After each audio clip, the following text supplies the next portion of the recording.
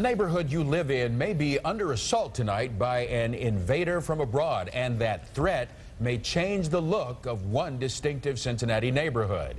9 News reporter Bryce Anslinger is live in Hyde Park to explain the source of that threat. Bryce? Well, that's right, Clyde. If you drive around Hyde Park, it's not hard to find a tree marked with a yellow X like this one. And that X means that tree is scheduled to be cut down because of a bug that's eating through trees here in Hyde Park and every other neighborhood in Cincinnati. You always like a nice strong tree in front of your house. Mary Lou Fady has lived on Birch Avenue for the past 62 years. She's one of many homeowners dealing with the fact that her tree is set to be cut down by the city. I feel bad because, you know, you always like to have a nice shady tree in front of your house, and it's been here a good while, and I'm sorry to hear that so many of them got this bad thing going with them. The yellow X's mark ash trees infected with the emerald ash borer, an invasive insect that kills ash trees within a few years after they're infected.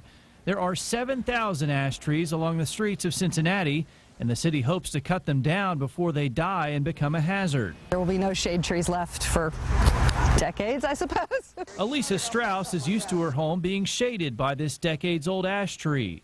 She contacted the city as soon as she saw her tree was set to be cut down. After discussing it with the people at the Urban Forestry Department, I really do think that they're actually doing the right thing.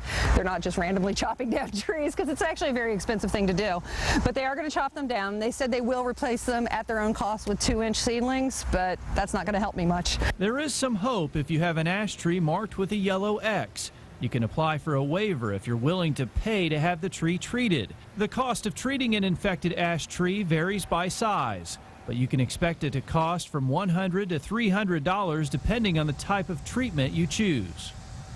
Now, the city expects to start cutting down trees like this one in the winter. If you are hoping to save your tree right now, you need to contact the Urban Forestry Department as well as a certified arborist. You'll find all that information on WCPO.com. Bryce Anslinger, 9 News, live in Hyde Park. Thanks, Bryce. And